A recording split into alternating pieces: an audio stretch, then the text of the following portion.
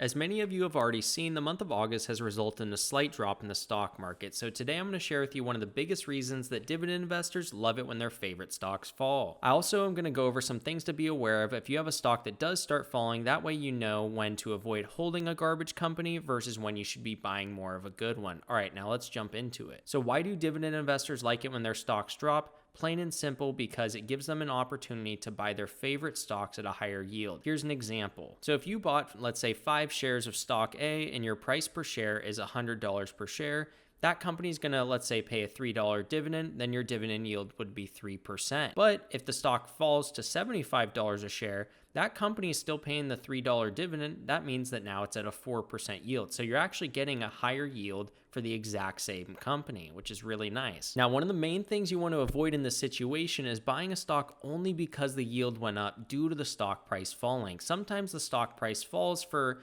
good reasons. So one example of that would be if you see shrinking revenue, shrinking net income, or shrinking free cash flow, then you should really reconsider whether you're buying the dip on this one is a good move. So for example, I wouldn't touch AT&T with the 10-foot pole right now for this exact reason, although their yield has gone up. Why is that? Because AT&T's financials suck. Pretty simple. Like, their revenue is either flat or shrinking, their net income is shrinking, and their free cash flow is pretty weak as well. So AT&T is an example of a stock I wouldn't buy if it dropped regardless of the yield going up, because the financials are telling me that, yeah, the business is shrinking. Therefore, this stock price drop, it is justified and it makes sense. But an example of a stock I would buy more of would be something like Visa. They have growing revenue, net income, and free cash flow, plus they have a really strong moat in their industry. Now, this is not me telling you to never buy AT&T. Maybe they do turn it around one day. And this is also not me telling you to go all in on Visa, but those are just two examples of, a good business that you want to buy the dip on versus one that you may want to, wait or avoid for a while. And the reason that getting a high quality stock at a higher yield is important is because it's going to increase your average yield. For instance, if we go back to the example we had earlier, as you can see here, you got 5 shares at 3%, 5 shares at 4%.